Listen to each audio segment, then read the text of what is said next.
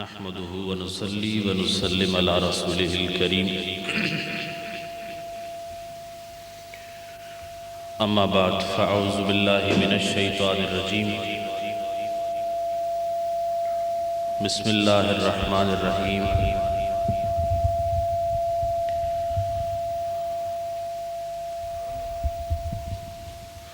قل لا أسألكم عليه أجرا إلا المودة في القربى صدق الله مولانا العظيم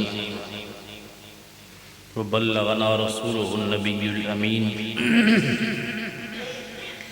ونحن على ذلك لمن الشاهدين والشاكرين والحمد لله رب العالمين إن الله وملائكته يصلون على النبي يا أيها الذين آمنوا صلوا عليه وسلموا تسليما اللهم صل على سيدنا مولانا محمد وأصحاب سيدنا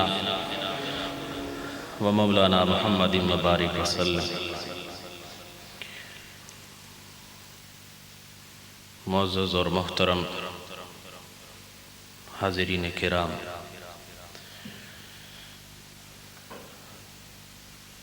اور محبت مصطفیٰ میں پلنے والے خوبصورت پھولوں، آج کی یہ بابرکت محفل جس عنوان سے مصمم ہے،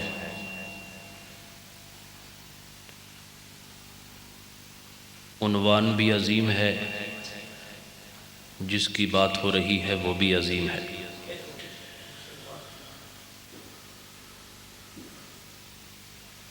اور ہم ان کا ذکر کر کے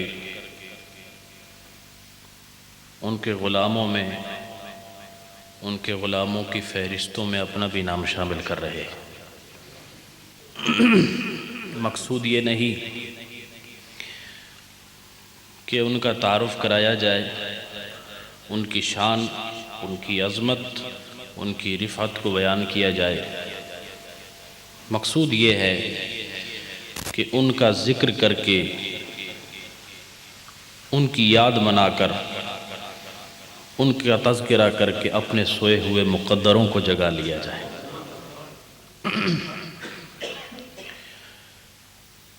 میرے محترم اور معزز جناب مشتاق صاحب نعت سنانا چاہتے تھے، انہوں نے فرمایا کہ گلا ساتھ نہیں دے رہا۔ خدا کی قسم، بارگاہ مصطفیٰ میں جب اپنی محبتوں کا اظہار کرنا مقصود ہو تو اگر ظاہری اسباب کے منقطع ہونے کی وجہ سے آپ نعت نہ بھی سنا سکیں، تب بھی سرکار دل کا حال جان کر قبولیت کا اعلان فرما دیا کرتے ہیں۔ اس لیے کسی کو موقع ملے، کسی کو موقع نہ ملے، ان تمام تر باتوں کے باوجود حضور نبی کریم صلی اللہ علیہ وسلم کی نعت اہل سنت والجماعت کا ہر جوان پڑھتا ہے۔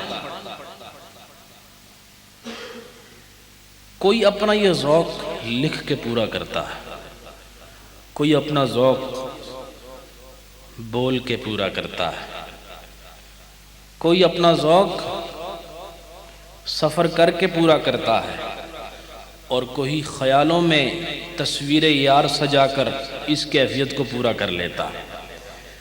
ہر انسان جو آپ کی غلامی میں آ گیا وہ آپ کا نعت خوان ہے، اور الحمدللہ اہل سنت والجماعت کی کوئی محفل ایسی نہیں کہ جس کی ابتدا ذکر خدا اور ذکر مصطفیٰ سے نہ کی گئی ہو۔ ہر محفل ایسی ہوتی ہے کہ جس میں کلام ربی بھی سنایا جاتا ہے اور کلام محبوبی بھی سنایا جاتا ہے۔ اور میرے دوستو، وقت کی قلت کو مد نظر رکھتے ہوئے میں اپنے قلبی جذبات کا اظہار کروں گا تقریر کرنا مقصود نہیں، میں نے پہلے اس چیز کو آپ کے سامنے کھول کے رکھ دیا ہے کہ فقط حضرت علی رضی اللہ تعالی عنہ کے ثناخانوں میں اپنے نام کا اضافہ کرنا ہے۔ البتہ جتنی دیر گفتگو کرنا چاہوں گا، جتنی دیر آپ کے سامنے محو گفتگو رہوں گا، آپ کی مسلسل اور آپ کی مکمل توجہ کا میں بھرپور خواہش مند رہوں گا کہ ہر جملے کو، ہر لفظ کو، ہر صیغے کو اور کلام کی ہر ترکیب کو آپ نے بغور سننا ہے۔ اور ایک چیز اور آپ کو بتا دوں، ایک اصول اور بتا دوں کہ جس کی بات سنتے ہو، جس کے بارے میں تقریر سنتے ہو، جس کی گفتگو سے اپنی سماعت کو لبریز کرتے ہو، جس کی تعریف ہو رہی ہو، اس کی محبت دل میں ہونا شرط اول ہے۔ میں حضرت علی کا ذکر کروں اور دل میں اس کی محبت کی چنگاری نہ ہو تو ذکر فائدہ نہ دے گا۔ اگر حضرت علی کا بیان سننا ہے تو ان کی محبت کی ایک شمع دل میں روشن کرنی ہوگی، اور اس شمع کی روشنی سے جو مزید چنگاریاں پھوٹیں گی، ان سے خیال بھی منور ہوگا، قال بھی منور ہوگا، رفتار بھی منور ہوگی، گفتار بھی منور ہوگی۔ لہٰذا مکمل توجہ کے ساتھ حضرت علی رضی اللہ تعالیٰ عنہ کے فضائل، خصائل اور شمائل کی سماعت اپنے اوپر طاری رکھیں اور محسوس کریں کہ ہم اس شخص کی بابت سن رہے ہیں جو نبی کریم کی صحبتوں میں رہا ہے، اور میں ہر چیز کی فضیلت کو جس کسوٹی پہ پرکھتا ہوں وہ کوئی اور نہیں ہے۔ کائنات میں اگر کسی چیز کی فضیلت سمجھنی ہو تو اس کے لیے کسوٹی ذات احمد مجتبیٰ ہے، کہ اگر کسی کو افضل سمجھنا ہے، کسی کو فضیلت دینی ہے، کسی کو مقام دینا ہے، تو پھر دیکھو کہ اس کا سرکار سے واسطہ کیا ہے، پھر دیکھو کہ اس کا سرکار سے رابطہ کیا ہے، پھر دیکھو کہ اس کا محمد عربی سے رشتہ کیا ہے، اس کا اس مکین مدینہ کے ساتھ تعلق کیا ہے۔ جتنا تعلق مضبوط ہوگا، جتنا رشتہ قریب ہوگا، جتنا معاملہ قریب ہوگا، اتنا ہی ذات افضل ہو جائے گی، اتنی ہی ذات افضل ہو جائے گی۔ تو فضیلت کا معیار کیا ہے؟ جناب محمد الرسول اللہ صلی اللہ علیہ وسلم۔ با آواز بلند درود شریف کا نذرانہ پیش فرمائیں۔ الصلاۃ والسلام علیک یا رسول اللہ وعلی آلک واصحابک یا حبیب اللہ۔ الصلاۃ والسلام علیک یا رسول اللہ وعلی آلک واصحابک یا نبی اللہ۔ الصلاۃ والسلام علیک یا رسول اللہ وعلی آلک واصحابک یا رحمت للعالمین۔ حضرات محترم، مکے کا وہ منظر اپنے ذہن میں رکھیں کہ جب کفار نے اپنے تشدد سے مسلمانوں کو ایک پل آرام نہ کرنے دیا، ان سے مکانات کو چھین لیا، ان سے جاگیروں کو چھین لیا، ان سے والدین کو چھین لیا، ان سے اموال کو لوٹ لیا، ان سے ان کے گھروں کو لوٹ لیا، ان کے مال پر قبضہ جما لیا اور ان کو مکے کی سرزمین سے نکال دیا، تو اب ان مسلمانوں نے جو مہاجرین کہلائے، ان کو پھر مدینے میں پناہ ملی، اور پناہ دینے والے انصار تھے، پناہ دینے والے محبوبان خدا تھے، پناہ دینے والے محمد مصطفیٰ کے غلام تھے۔ ان انصار نے ان مہاجرین کو پناہ دی، اور جب پناہ دینے کے بعد وہاں پر مواخات کا ایک خوبصورت مرحلہ دیکھنے میں آتا ہے، اور سرکار دو عالم صلی اللہ علیہ وسلم نے بھائی چارے کا ایک ایسا نمونہ پیش فرمایا کہ جو آدم کی پیدائش سے لے کر قیامت تک کوئی پیش نہیں کر سکتا، جہاں پر میرے سرکار نے ہر مہاجر کو ایک ایک انصاری کا بھائی بنا دیا، اور جس کی 2 بیویاں تھیں اس نے ایک بیوی کو طلاق دے دی، اور ایک گھروں میں بھی وراثت دی اور اپنی زمینوں میں حصہ دیا۔ یہ سخاوت بھی ہے، یہ حضور سے محبت بھی ہے، یہ اطاعت بھی ہے، یہ پیروی بھی ہے، یہ تقلید بھی ہے۔ اور پھر ہر صحابی کو آپس میں اس طرح بھائی بنایا کہ ایک انصاری کو لیا، ایک مہاجر کو لیا، ان کو آپس میں بھائی بنا دیا۔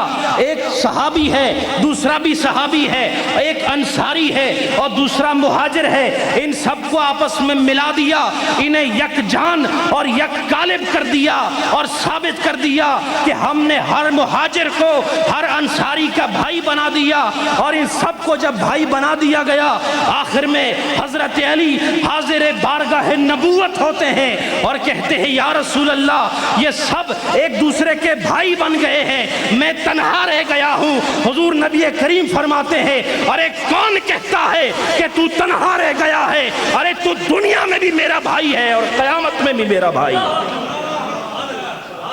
دنیا میں بھی ہم تجھے اپنا بھائی بناتے ہیں، آخرت میں بھی ہم تجھے اپنا بھائی بناتے ہیں۔ اور سنو، دنیا میں بھی میرے بھائی ہو، آخرت میں بھی میرے بھائی ہو۔ اور میں نے مواخات کا جو یہ سلسلہ ہے یہ دنیا میں ان کے لیے بنایا تھا، لیکن تو تنہا نہیں ہے، ان سب کو ہم نے ایک دوسرے کا بھائی ضرور بنایا ہے، لیکن تجھے ناز ہونا چاہیے اپنی تقدیر پر، تجھے رشک آنا چاہیے اپنی قسمت پر کہ تجھے بھائی ملا ہے تو محبوب خدا ملا ہے۔ تجھے اگر بھائی ملا ہے تو وہ محبوب خدا ملا ہے۔ اس سے بڑی اور فضیلت حضرت علی کی کیا ہو سکتی ہے کہ ہر ایک انسان کو اپنا بھائی مل گیا۔ مکے والوں کو مدینے میں بھائی مل گیا اور مدینے والوں کو مکے والا بھائی مل گیا۔ اور قربان جاؤ حضرت علی پر کہ مکے والے کو مکے والا ہی بھائی مل گیا، مکے والے کو مکے والا مل گیا، اور علی شیر خدا کو حبیب خدا مل گیا۔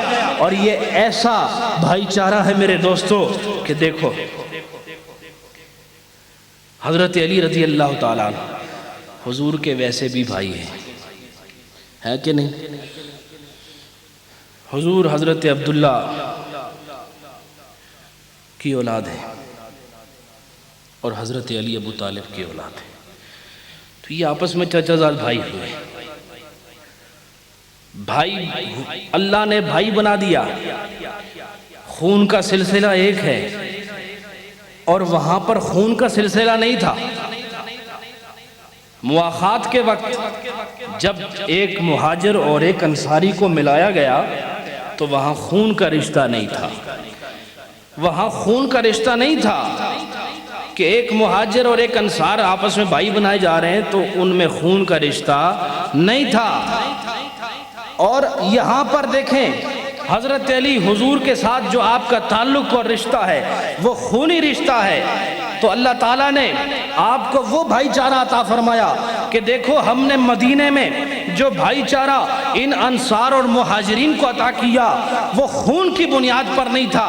معلوم یہ ہوا کہ حضرت علی تو پہلے بھی میرے مصطفیٰ کے بھائی تھے، لیکن مواخات کے وقت کہا کہ یہ خون کے رشتوں کے سبب سے بھائی چارے کی بنیاد نہیں رکھی جا رہی ہے۔ یہاں پر اگر بھائی چارے کی بنیاد رکھی جا رہی ہے تو وہ روح کی بنیاد پر رکھی جا رہی ہے، وہ دین کی بنیاد پر رکھی جا رہی ہے۔ وہاں تم میرے خونی بھائی تھے اور یہاں پر صرف خونی نہیں بلکہ میرے روحانی بھائی بھی بن گئے ہو، یہاں پر میرے روحانی بھائی بھی بن گئے ہو۔ اور میرے دوستو اب میں آپ کے سامنے ایک بڑی ہی لطیف بات رکھتا ہوں۔ غزوہ تبوک کا موقع ہے، غزوہ تبوک کا موقع ہے اور لشکر کی تیاری ہے۔ حضور نبی کریم صلی اللہ علیہ وسلم خروج فرما رہے ہیں، صحابہ کرام ساتھ ہیں، غزوہ تبوک کی تیاری ہو گئی، سفر شروع ہو رہا ہے۔ حضرت علی بھی تیاری فرمانے لگے۔ حضور نے فرمایا اے علی تم گھر والوں اور اہل مدینہ کی حفاظت پر مامور ہو گئے ہو، تم نے یہیں رہنا ہے، تم نے غزوہ تبوک پر نہیں جانا۔ تم نے گھر والوں کی حفاظت کرنی ہے، تم نے مدینہ والوں کی حفاظت کرنی ہے، تو آپ رنجیدہ ہو گئے۔ ایک ایسا انسان کہ جس میں طاقت، شجاعت اور جس میں قوت بزبان حال یہ پکار کے کہتی ہو کہ سرکار جو دین کا باغی ہے، جو دین کا دشمن ہے، علی کی قوت اس کے خلاف استعمال نہ ہو تو اس قوت کا کیا فائدہ ہے۔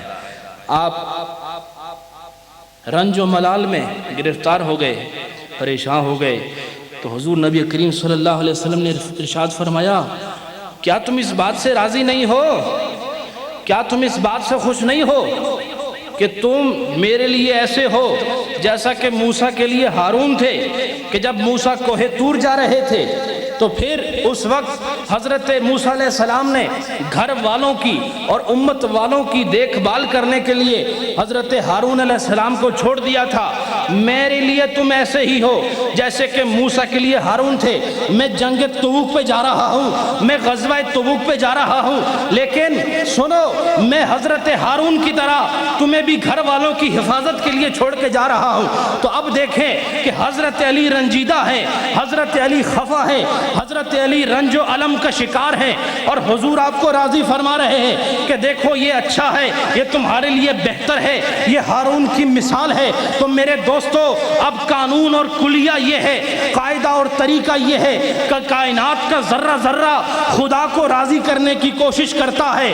ہر چیز خدا کی رضا چاہتی ہے، پتھر خدا کی رضا چاہے، ارے پتا پتا خدا کی رضا چاہتا ہے، پانی کا ہر قطرہ خدا کی رضا چاہتا ہے۔ شرق و غرب میں رہنے والے یہ جتنے انسان ہیں یہ سارے خدا کی رضا چاہتے ہیں۔ اور سنو، یہ جتنے بھی انسان ہیں ہر ایک یہ چاہے کہ مجھ سے خدا راضی ہو جائے، ہر ایک یہ چاہے کہ مجھے خدا کی رضا مل جائے۔ اب وہ غریب ہو تو بھی چاہتا ہے، امیر ہو تو بھی چاہتا ہے، دانشور ہو تو بھی چاہتا ہے، سخنور ہو تو بھی چاہتا ہے، ارے وہ مشرقی ہو یا مغربی، وہ کہیں سے تعلق رکھتا ہو، وہ یہی چاہتا ہے کہ خدا اس سے راضی ہو جائے۔ اور پیارے دوستو، ہر چیز کی یہ تمنا ہے کہ خدا راضی ہو جائے، اور خدا کی رضا یہ ہے کہ پیارے مصطفیٰ وَلَسَوْفَ يُعْطِيكَ رَبُّكَ فَتَرْضَىٰ، ساری کائنات میری رضا چاہتی ہے اور میں تیری رضا چاہتا ہوں، اور قربان جاؤ درجہ علی پر کہ خدا مصطفیٰ کی رضا چاہتا ہے اور مصطفیٰ شیر خدا کی رضا چاہتا ہے، اور مصطفیٰ کریم حضرت شیر خدا کو راضی فرماتے ہیں۔ حضور کا ایک جملہ ہی کافی تھا کہ نہیں اے علی تم نہیں جا سکتے۔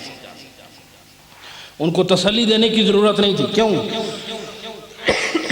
اس لیے کہ حضور شارع اسلام ہے، حضور شارع اسلام ہے، ہمارے لیے شریعت کے قوانین مرتب فرمانے والے ہیں۔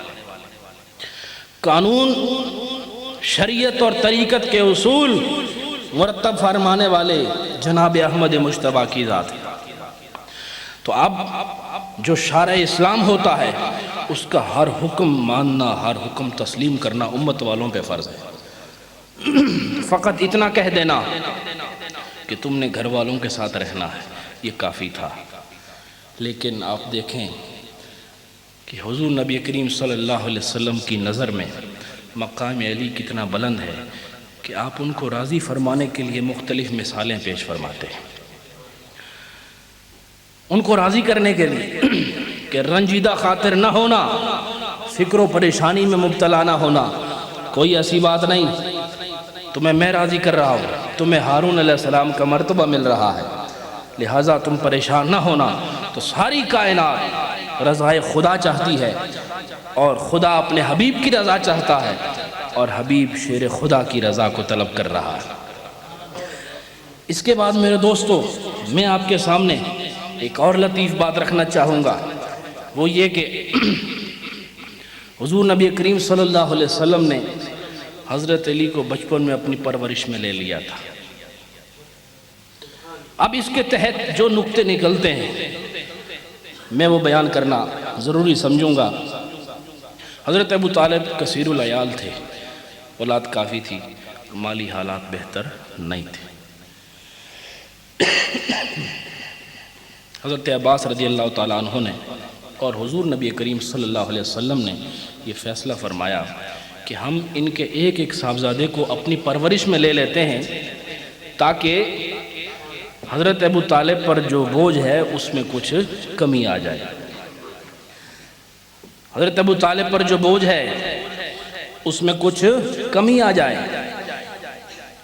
تو حضور نبی کریم صلی اللہ علیہ وسلم نے حضرت علی کو اختیار فرما لیا اور حضرت علی رضی اللہ تعالیٰ عنہ پرورش کے ان ایام کی کیفیت کو خود اپنی زبان قال سے بیان کرتے ہیں. خود فرماتے ہیں کہ میں چھوٹا تھا اور حضور مجھے اپنی گود میں اٹھا کے رکھتے تھے. حضور مجھے اپنی گود میں اٹھا کے رکھتے تھے اور پھر حضور مجھے اپنے جسم سے ملتے تھے اور میں آپ کے پسینے کی خوشبو سونگا کرتا تھا. میں آپ کے پسینے کی خوشبو سونگا کرتا تھا.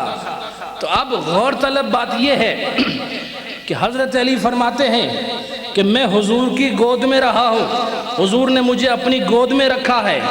اور سنیے کہ گود کیا چیز ہوتی ہے, گود کیا ہوتی ہے جس کو اللہ تعالیٰ نے مخصوص کر دیا ہے والدہ کے ساتھ.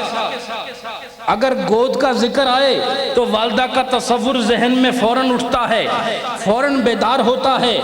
اور سنیے کہ ماں کی گود ایام طفولیت میں جو راحت بیٹے کو دیتی ہے وہ راحت جنت میں بھی نہیں ہے, وہ راحت باغ و بہار میں نہیں ہے, وہ راحت گلستان و چمنستان میں نہیں ہے, وہ راحت کہیں بھی نہیں ہے جو ماں کی گود میں ہے. لیکن سنیے حضرت علی رضی اللہ تعالیٰ عنہ کو وہ گود ملی ہے کہ ساری کائنات کی جتنی مائیں ہیں ان سب کی گودوں کو ارے ایک طرف رکھو, ایک طرف مصطفیٰ کی گود کو رکھو. ارے سنو, حضرت علی جس گود میں پلا ہے ارے وہ ماں کی گود نہیں ہے, وہ گود مصطفیٰ کی گود ہے, وہ میرے نبی کریم کی گود ہے, اس میں پلا ہے. اور سنو وہاں پہ پلتا ہے, اس گود میں جو پلتا ہے تو پھر معاشرے میں یہ کہا جاتا ہے کہ دیکھو ماں کی گود بیٹے کی پہلی درسگاہ ہوتی ہے, ماں کی گود اولاد کی تربیت کی پہلی درسگاہ ہوتی ہے. اگر عادت اچھی ہو تو کہتے ہیں ماں کی تربیت اچھی ہے, اگر خصلت اچھی ہو تو ماں کی بھی تعریف ہوتی ہے, عادت اچھی ہو تو ماں کی بھی تعریف ہوتی ہے. اور گفتگو اچھی ہو, ادب آداب میں ہو اور اس کے ساتھ ساتھ تمام تر معاملات میں مثبت کیفیت کا حامل ہو تو پھر والدہ کی تعریف ہوتی ہے. تو لہٰذا ہر بچے کی والدہ کی گود اس کی پہلی درسگاہ ہے. اور قربان جاؤ حضرت علی کے مقام عرفہ پر, آپ کے مقام اعلیٰ پر کہ آپ کو اللہ نے جو پہلی درسگاہ دی ہے وہ گود مصطفیٰ عطا فرمائی. آپ کو ماں کی گود نہیں بلکہ آپ کو گود مصطفیٰ دے کر میرے رب نے وہ مقام رفیع دیا ہے کہ اے علی ہم نے تجھے پیدائش جتنے عظیم مقام پہ دی ہے وہ بیت اللہ کہلاتا ہے, اور جہاں تیری پرورش ہوئی ہے وہ میرے مصطفیٰ کی گود ہے. تیرا مقام بھی افضل ہے, تیری تربیت بھی افضل ہے, اور دوسرے بچوں کی گود میں ان کی درسگاہ ان کی ماں کی کیفیت میں ہوتی ہے, اور تیری پہلی درسگاہ جناب محمد رسول اللہ کی درسگاہ, تیری پہلی درسگاہ میرے پیارے حبیب کی گود ہے. تو نے وہاں سے سبق پایا ہے. اور چھوٹا بچہ جب گود میں ہوتا ہے تو اس وقت اسے صرف نحو نہیں پڑھائی جاتی. جب بچہ گود میں ہو اسے تفسیر نہیں پڑھائی جاتی. جب بچہ گود میں ہو اسے بخاری و مسلم نہیں پڑھائی جاتی. سبق ضرور ہوتا ہے, سبق ماں کا ہوتا ہے, پڑھنے والا بچہ ہوتا ہے. اب وہ سبق کیا ہے جو ہر بچے کو ماں پڑھاتی ہے؟ وہ سبق محبت ہے. وہ سبق کیا ہے؟ محبت. بچہ اپنی ماں کی شکل میں پہلی جس چیز کو دیکھتا ہے وہ محبت ہے. جب وہ گود میں لے کے اپنے سینے سے لگاتی ہے تو وہ سمجھ جاتا ہے یہ ادا اور کچھ نہیں صرف محبت ہی ہے, اور کچھ نہیں صرف محبت ہی ہے. تو محبت وہ سبق ہے جو خدا اپنے بندے کو سب سے پہلے سکھاتا ہے۔ محبت وہ سبق ہے جو خدا پیدا ہونے والی ہر روح کو، پیدا ہونے والے ہر جسم کو سب سے پہلے سکھاتی ہے، اور کہا اے علی تمہاری درسگاہ بھی عظیم ہے، اور جو سبق تمہیں پڑھایا جا رہا ہے وہ محبت کا سبق ہے۔ اور وہ کس کی محبت؟ محبت مصطفیٰ کی ہے، یا محبت خدا کی ہے، یا محبت صحابہ کی ہے، یا محبت شریعت سے ہے، یا محبت طریقت سے ہے۔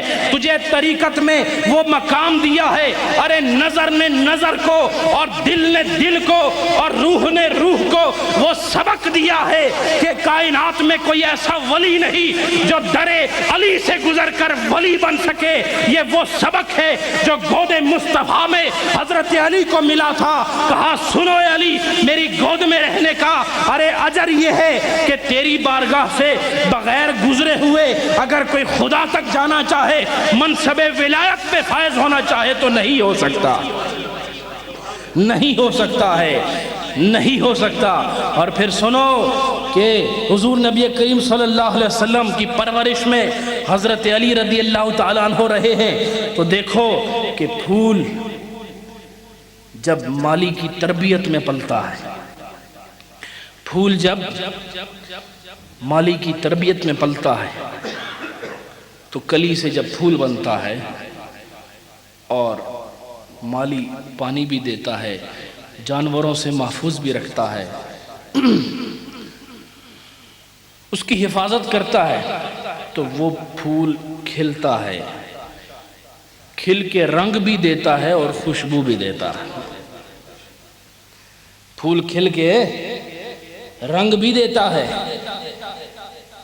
اور رنگ دے کے خوشبو بھی دیتا ہے۔ کس وجہ سے؟ کہ ایک ایسا مالی،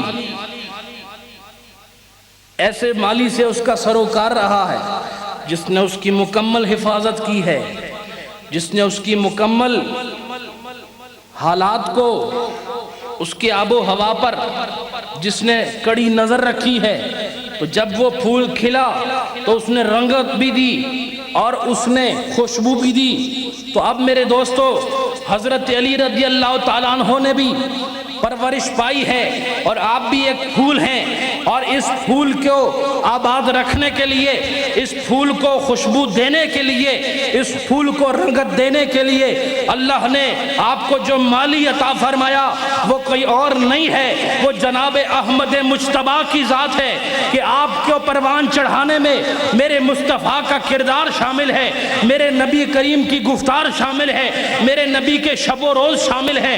تو پھر جب یہ پھول کھلتا ہے تو یہ رنگ بھی دیتا ہے، یہ رنگ گلاب کا نہیں ہوتا، یہ رنگ چمبیلی کا نہیں ہوتا، یہ گلے لالا کا رنگ نہیں ہے، یہ رنگ ہے تو رخ والضحیٰ کا رنگ ہے، یہ میرے مصطفیٰ کا رنگ ہے۔ اور خوشبو بھی دی ہے، ایسی خوشبو کہ جو شرق میں بھی جائے، جو غرب میں بھی جائے، ارے جو شمال میں جائے، جو جنوب میں جائے، جو عرش پر بھی جائے، جو فرش میں جائے، اور کائنات کا ذرہ ذرہ جس خوشبو میں ہو، اور جس امت میں مصطفیٰ کریم کی تبلیغ ہے، جس امت میں میرے مصطفیٰ کا فرمان ہے، جس قوم میں، جس قبیلے میں میرے نبی کی شریعت گردش کر رہی ہے، وہاں کا ہر فرد آج مہک اور خوشبو علی سے اس کا دل بھی معطر ہو رہا ہے، اس کا ذہن بھی معطر ہو رہا ہے، اور اس کی روح بھی معطر ہو رہی ہے۔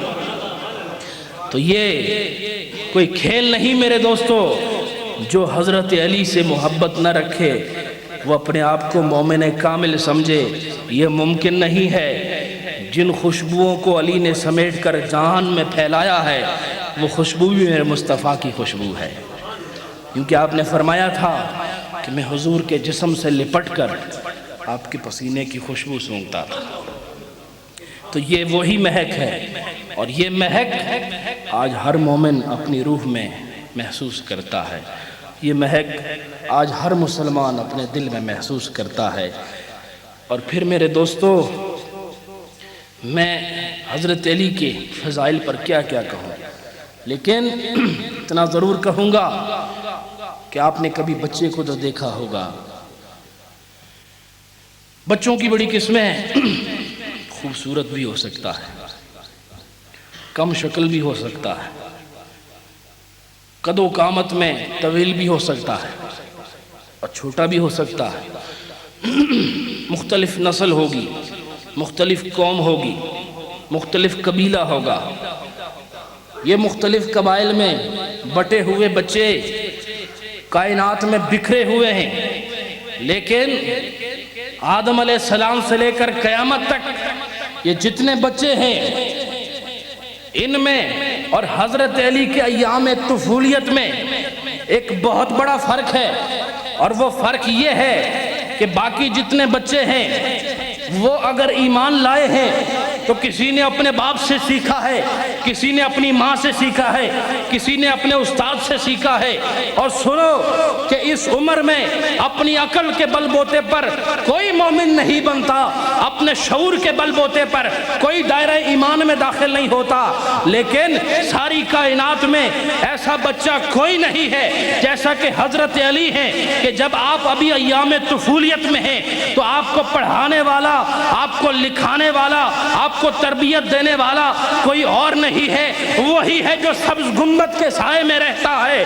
वही मोहम्मद अरबी है, वही मोहम्मद मक्की और मदनी है जिसने तरबियत दी है। और आपने बच्चों में सबसे पहले इस्लाम को कबूल करके सारे बच्चों के लिए एक सबक छोड़ दिया कि तुम्हारी खूबसूरती एक तरफ, तुम्हारा हुस्न एक तरफ, तुम्हारा ये चलना फिरना एक तरफ, तुम्हारी ये छोटी छोटी बातें करना एक तरफ, और दूसरी तरफ मुस्तफ़ा करीम की मोहब्बत में गिरफ्तार होकर उनकी ज़ात पर ईमान ले आना।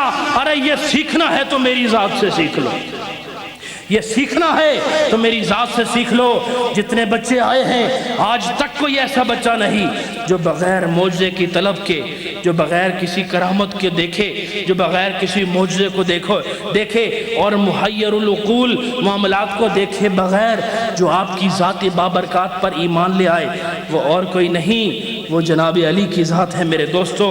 और फिर मैं एक चीज़ और बयान करना चाहूँगा कि आपके सामने शबीर साहब ने भी उस दिन बयान किया था कि हज़रत अली रज़ी अल्लाह ताला अन्हो आपके मकाम और आपकी मंजिलत को समझने के लिए इतना ही काफ़ी है कि मेरे मुस्तफ़ा ने आपको अपने कांधों पे चढ़ा दिया। हुज़ूर नबी करीम सल्लल्लाहु अलैहि वसल्लम ने आपको अपने शानों पर सवार फरमा लिया। अब इसमें जो फजीलत निकलती है, इसमें जो फजीलत का एक खूबसूरत इशारा है वो मैं बयान करना चाहूँगा। हज़रत अली रज़ी अल्लाह ताला अन्हो को हुज़ूर नबी करीम सल्लल्लाहु अलैहि वसल्लम ने अपने शानों पे सवार फरमा लिया, अपने शानों पे बिठा दिया। तो यहाँ पर मेरे अली की फजीलत ये है, यहाँ पर हैदर कर्रार की अजमत ये है, यहाँ पर मुर्तज़ा की रिफत ये है कि सुनो, हर इंसान अपने मदारिज में आला है, हर सहाबी अपनी रंगत रखता है, हर सहाबी मंजिलत रखता है, लेकिन हज़रत अली को जो मकाम आपके शानों पर सवार होने के बाद मिला वो किसी को भी नहीं मिल सकता। क्यों? इसलिए कि इंसान इबादत कर सकता है, इंसान रियाजत कर सकता है, इंसान सजदा तो कर सकता है, अरे बैतुल्लाह जा सकता है, बैतुल मक़दिस जा सकता है, अरे वो आसमां पे जा सकता है, सिदरा पे जा सकता है, कहकशां से गुजर सकता है, अरे वो अर्श मुअल्ला पर पहुंच सकता है, अरे जन्नत में जा सकता है, लेकिन शान मुस्तफ़ा पे कोई सवार नहीं हो सकता। और मेरे मुस्तफ़ा के शान अरे अर्श से भी ज्यादा अफजल है। हम ये नहीं कहेंगे कि अली आपके शानों पे सवार हुए, हम ये कहेंगे कि अली अर्श से भी बुलंदी वाले मकाम पर फायज हैं, इसलिए कि मेरे मुस्तफ़ा के शाने अरे अर्श से भी अफजल हैं, काबा से भी अफजल हैं, बैतुल मक़दिस से भी अफजल हैं, सिदरा से भी अफजल हैं, कहकशां से अफजल है, सारी कायनात से मेरे नबी के शाने अफजल और आला। तो मालूम ये हुआ कि इंसान तमाम मदारिज इख्तियार कर सकता है, तमाम मदारिज पर फायज हो सकता है, लेकिन किसी में ये जुर्रत नहीं कि मेरे मुस्तफ़ा के कंधों पे चढ़ जाए। किसी के माई के लाल में ये जुर्रत नहीं है कि वो मेरे मुस्तफ़ा के शानों पे सवार हो जाए। ये मकाम अगर अल्लाह ने दिया है तो हज़रत अली को अता फरमाया, इसलिए कोई फरिश्ता ये जुर्रत नहीं कर सकता, कोई सहाबी ये जुर्रत नहीं कर सकता, कोई वली ये जुर्रत नहीं कर सकता, کوئی غوث کتب و ابدال یہ جرأت نہیں کر سکتا کہ حضرت علی کی طرح حضور کے شانوں پر سوار ہو جائے. اور پھر اتنے سارے مجمع میں جہاں ابو بکر بھی ہے، جہاں عثمان بھی ہیں، جہاں پر حضرت عمر بھی ہیں، جہاں بلال حبشی بھی ہیں، جہاں طلحہ بھی ہیں، جہاں زبیر بھی ہیں، جہاں زید بھی ہیں، جہاں اتنے اولو العظم صحابی ہیں، ان سب میں نگاہ انتخاب نے جس ذات کو اپنے شانوں پر سواری کے لیے منتخب فرمایا وہ حضرت علی کی ذات. اتنے صحابہ میں میرے سرکار نے جس ذات کو پسند فرمایا وہ حضرت علی ہیں. آپ کو اپنے شانوں پر سواری کا شرف عطا فرمایا. اور پھر ایک بات اور آخری آپ کے ساتھ بیان کرتا ہوں، وہ یہ ہے میرے دوستو کہ آپ نے حدیث سنی ہے کہ انا مدینۃ العلم وعلی بابھا. انا مدینۃ العلم وعلی بابھا. اب ایک اور مفصل حدیث سنیے. انا مدینۃ العلم و ابو بکر اساسها و عمر حیطانها و عثمان سقفها و علی بابها. یہ مفصل حدیث ہے جو صحابہ کی عظمت پر دلیل ہے. انا مدینۃ العلم، میں علم کا شہر ہوں. صرف علم نہیں، یہ سارا شہر، جتنا بھی شہر ہے دنیا میں، جتنے بھی شہر ہیں، میرے مصطفیٰ کے شہر سے سب شہر چھوٹے ہیں. انا مدینۃ العلم، میں شہر ہوں. میں شہر ہوں دکانوں کا نہیں، میں شہر ہوں اشیاء خرد و نوش کا نہیں، میں شہر ہوں بازار کا نہیں، میں شہر ہوں شاہراہوں کا نہیں، میں شہر ہوں لیکن وہاں کے یہ مخدوش حالات کا شہر نہیں ہوں. میں شہر علم کا ہوں. میں اگر شہر ہوں تو علم کا ہوں. انا مدینۃ العلم، میں علم کا شہر ہوں. وہ ابو بکر اساسها، اور ابو بکر اس شہر کی بنیاد ہیں. وہ عمر حیطانها، عمر اس کی دیواریں ہیں. وہ عثمان سقفها، عثمان اس کی چھت ہے. وہ علی بابها، اور علی اس کا دروازہ ہے. اب وہ شہر جس شہر کو حضور نے اپنی ذات کے ساتھ منسلک فرما دیا، اپنی ذات کے ساتھ متصف فرما دیا، وہ علم کا شہر ہے، وہ فیض کا شہر ہے، وہ رحمتوں کا شہر ہے، وہ برکتوں کا شہر ہے. اور سنو، حضور نے فرمایا کہ ابو بکر اس کی اساس ہے، ابو بکر اس کی بنیاد ہے، اور عمر اس کی دیواریں ہیں، اور عثمان اس شہر کی چھت ہے، اور علی اس شہر کا دروازہ ہے. اب سنو، جو علم نبوت کو سیکھنا چاہے، جو انسان شہر میں داخل ہونا چاہے، تو پہلے دور میں شہر کا ایک بڑا دروازہ ہوتا تھا.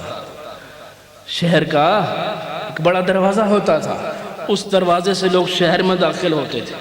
تو جب تک دروازہ نہیں کھولے گا بندہ شہر میں نہیں جا سکتا. جب تک دروازہ کھل نہ جائے انسان شہر میں دخول نہیں کر سکتا. شہر تو شہر ہے، گھر کا دروازہ بند ہو تو بندہ داخل نہیں ہو سکتا. اور پھر یہ شہر اور یہ ہمارا گھر، جس کی دیواریں، جس کی بنیاد اور جس کی چھت میں سیمنٹ ہے، گارا ہے، بجری ہے، لوہا ہے. اور شہر مادیت کا ہے، مادے کا شہر ہے، اور وہاں شہر ہے تو ذات مصطفیٰ کا شہر ہے. اس کی دیواریں گاری اور مٹی کی نہیں ہیں، بلکہ عمر کی خوشبوؤں کو سمیٹ کے اس کی دیواریں بنائی گئی. اور پھر اس کی چھت ان اسباب کے ساتھ منسلک نہیں جن اسباب کے ذریعے ہم چھت بناتے ہیں. وہ چھت عثمان غنی کی محبتوں کو سمیٹ کے بنائی گئی. اور پھر ہمارے گھر کی بنیادوں کو مضبوط کرنے کے لیے اس میں سیمنٹ کا استعمال ہوتا ہے. بہت ساری چیزوں کو ملا کر بنیاد رکھی جاتی ہے. کہا کہ جو ہمارے اس شہر کی بنیاد ہے وہ یہ مادی چیزیں نہیں ہیں، بلکہ ہم نے ابو بکر کے ایمان کو سمیٹ کے اسلام کی بنیادوں کو مضبوط کر دیا۔ اور پھر سنو، علی بابوہا، اب علی کو دروازہ بنا دیا، ابو بکر کو بنیاد بنا دیا، اور عثمان کو اس کی چھت بنا دیا، عمر کو اس شہر کی دیواریں بنا دیا، اور علی کو باپ بنانے میں بڑی حکمت ہے، باپ بنانے میں بڑی حکمت ہے کہ جو شہر میں آئے گا اسے پہلے دروازے سے گزرنا ہوگا۔ اس میں نقطہ یہ ہے، اس میں اشارہ یہ ہے، ارے اس میں کنایہ یہ ہے، اس میں سمجھانا مقصود یہ ہے کہ اگر تم فیض عثمان چاہتے ہو، اگر تم ابو بکر کا فیض لینا چاہتے ہو، اگر تم عثمان غنی کی رفعتوں کو اپنے دامن میں سمیٹنا چاہتے ہو، اور اگر مصطفیٰ کریم کی رحمتوں سے اپنے آپ کو بہرور کرنا چاہتے ہو، تو سن لو، جب تک تم میرے علی کے گھر سے گزر کے نہ آ جاؤ اس وقت تک تمہیں کوئی فیض نہیں مل سکتا۔ اگر فیض چاہیے تو علی کے در سے گزر کے آنا ہوگا، اگر فیض چاہیے تو تمہیں علی کے در سے ہو کے آنا ہوگا۔ اگر بغض علی میں مبتلا رہے تو نہ فیض عثمان مل سکتا ہے، اور نہ فیض ابو بکر مل سکتا ہے، اور نہ فیض عثمان مل سکتا ہے، نہ فیض عمر مل سکتا ہے، اور ان سب کو چھوڑو تمہیں مصطفیٰ کا بھی فیض نہیں مل سکتا۔ اس لیے حضرت علی کو دروازہ بنا دیا، چونکہ دیوار کو تو باہر سے بھی چھو سکتا ہے بندہ، دیوار کو باہر سے چھوا جا سکتا ہے، اور چھت کو بھی باہر سے چھوا جا سکتا ہے، اور بنیادوں تک بھی رسائی ممکن ہے، لیکن اس سے ملتا کچھ نہیں جب تک کہ دروازے سے اندر داخل نہ ہو جائے۔ جو کچھ ہوتا ہے دروازے کے اندر ہوتا ہے۔ اس لیے علی کو دروازہ بنا کے امت کو سبق دے دیا کہ اگر اس کے بغض میں مبتلا رہے، اس سے دشمنی میں مبتلا رہے، تو سنو، تم نہ فیض مصطفیٰ حاصل کر سکتے ہو، نہ فیض ابو بکر حاصل کر سکتے ہو، اور نہ ہی تم فیض عثمان و عمر حاصل کر سکتے ہو۔ معلوم یہ ہوا میرے دوستو کہ جس کو ان تمام تر فیوزات کو، ان تمام تر برکتوں کو اپنے دامن میں سمیٹنا ہو، اس کو حضرت علی کے در سے گزر کے جانا ہوگا۔ اس کے بغیر کوئی انسان، کوئی امتی راہ حق پر گامزن نہیں ہو سکتا۔ اور پھر میرے دوستو، حضرت علی رضی اللہ تعالیٰ عنہ کے بارے میں ایک حدیث آخری عرض کرتا ہوں، وہ یہ کہ دیکھیں، عبادت مخصوص ہے، اور جب ہم عبادت کرتے ہیں تو پتہ چل جاتا ہے کہ عبادت ہو رہی۔ نماز عبادت ہے، اور عبادت کا مقصود کیا ہے؟ کہ خدا راضی ہو جائے۔ عبادت کا مقصود کیا ہے؟ بولیں خدا، زور سے بولیں کہ خدا راضی ہو جائے۔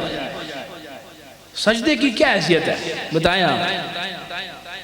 یہ قیام کرنا، کھڑے ہونا کچھ بھی نہیں ہے میرے دوستو، سلام پھیرنا، تسبیحاں پڑھنا، مصلی پرانے کرنا، یہ کوئی چیز نہیں ہے اگر خدا راضی نہ ہو۔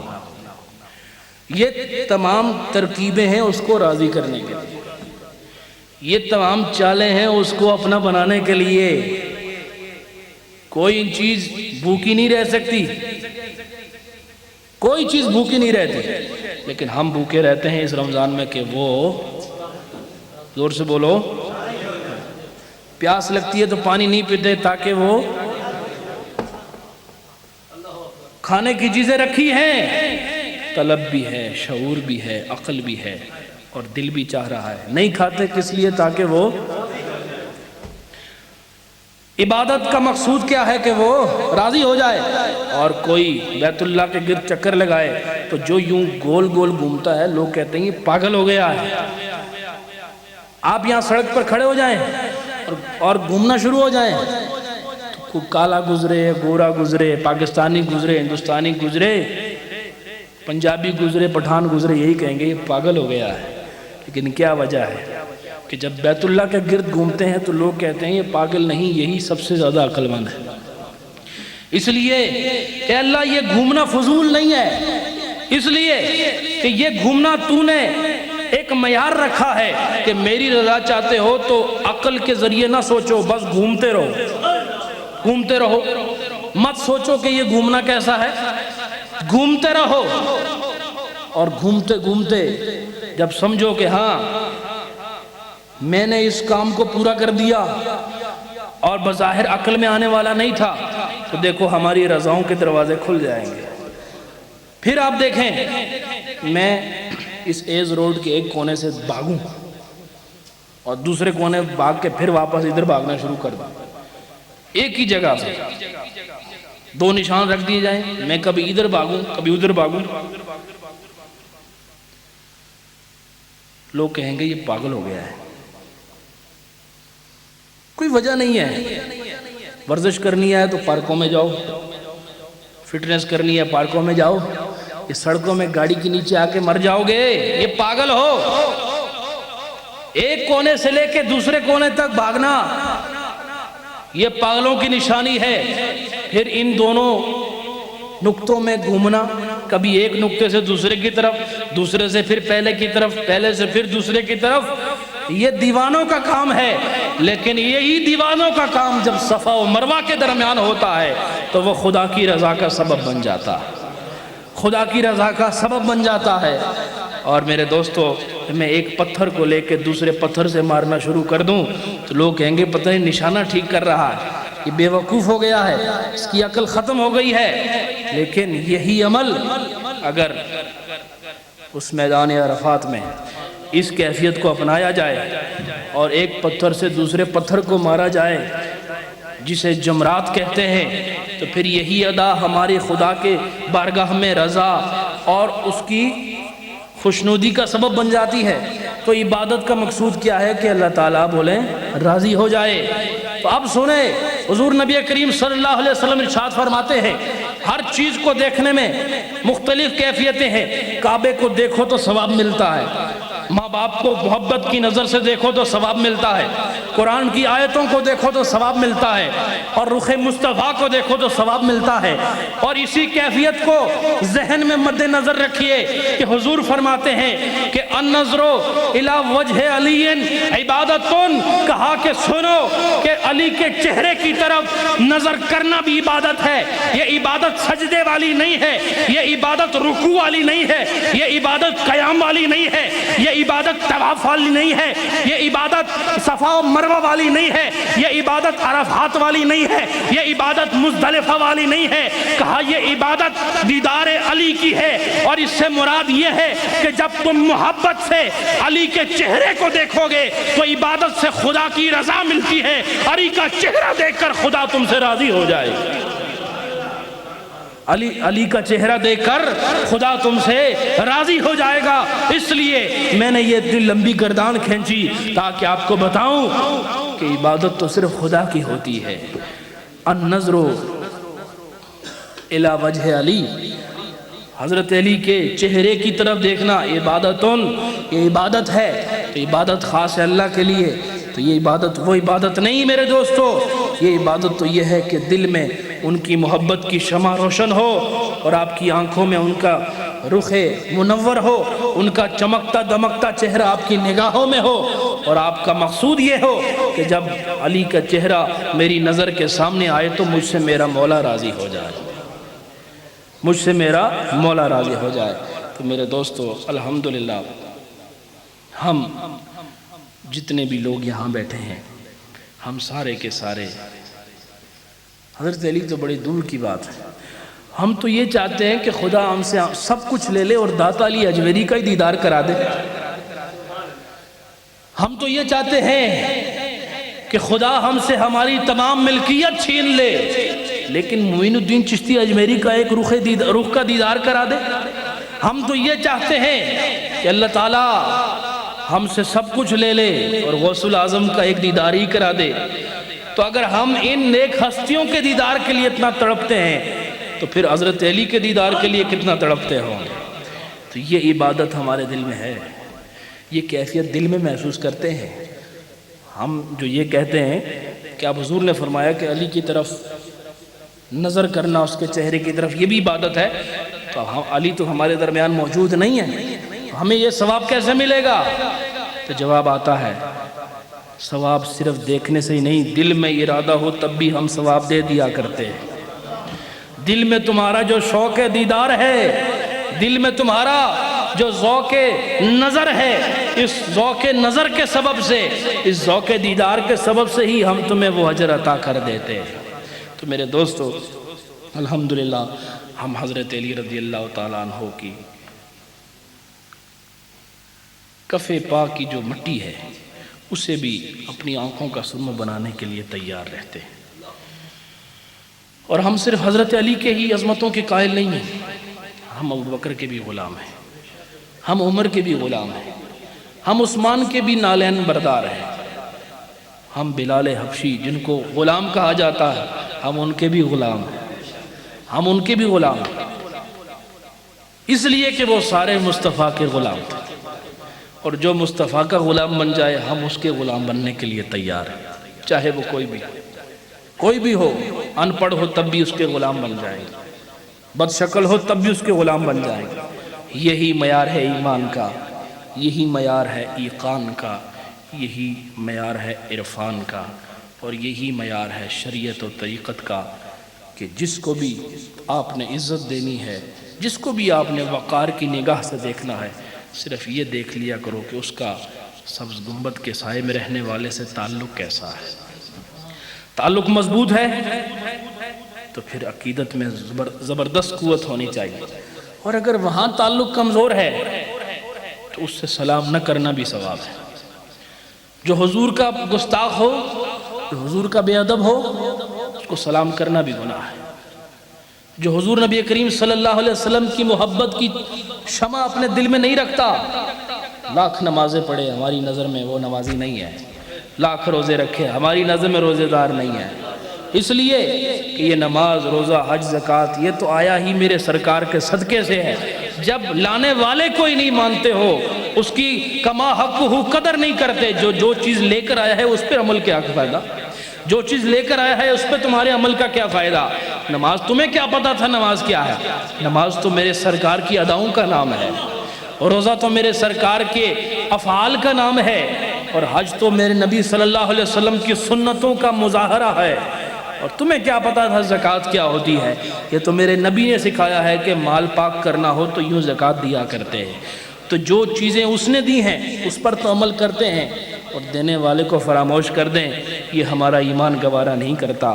اللہ حضور کی غلامی میں زندہ رہنے کی توفیق عطا فرمائے، اور اسی محبت میں مرنے کی توفیق عطا فرمائے۔ حضرت علی رضی اللہ تعالیٰ عنہ کا یہ یوم وصال ہے۔ میرے دوستو، یوم وصال دنیا سے رخصتی کا وقت ہوتا ہے، لیکن یہ وہ لوگ تھے کہ جو دنیا سے رخصت ہونے کے لیے پریشان نہیں ہوتے تھے، اس لیے جیسے کہ حضرت بلال ہیں، جب آپ مرض موت میں مبتلا ہوئے تو آپ کی اہلیہ نے کہا واہ زنا، ہائے رے غم کہ تم ہم سے رخصت ہو رہے۔ آپ نے کہا یوں کیوں کہتی ہو واہ زنا ہو، یوں کہو کہ واہ فرحتا ہو، یوں کہو کہ یہ خوشی کا لمحہ ہے، ہائے رے خوشی۔ خوشی کی بات تو یہ نہیں ہو سکتی کہ آپ ہم سے بچھڑ رہے ہیں، یہ خوشی کی بات ہے۔ کہا تمہاری لیے نہیں ہوگی، لیکن میرے لیے خوشی کی بات اس لیے ہے کہ ادھر زندگی کا تار ٹوٹا، ادھر رخ ودھا سامنے آ گیا، ادھر دنیا سے رخصتی ہوئی، قبر کی منزل میں پہنچا، جتنے پردے حائل تھے کافور ہوئے، عاشق اپنے معشوق کا دیدار کرے گا، محب اپنے محبوب کا دیدار کرے گا، اور وہ موت کہ جو محب کو اپنے محبوب سے ملا دے وہ موت نہیں، وہ زندگی ہوا کرتی، وہ موت نہیں بلکہ زندگی ہوتی ہے۔ لہٰذا یہ جتنے صحابی ہیں ان کی موت نہیں ہے بلکہ زندگی ہے۔ وہ تو یہ جو زندگی جو ہم جی رہے ہیں اس کو موت سمجھتے ہیں، اور مرنے کے بعد جب لحد میں اترتے ہیں تو اس کو زندگی تصور کرتے ہیں۔ اللہ ہمیں بھی وہی زندگی عطا فرمائے۔ وآخر دعوانا ان الحمدللہ رب العالمین۔ صلاۃ و سلام کے 2 شعر پڑھ لیں۔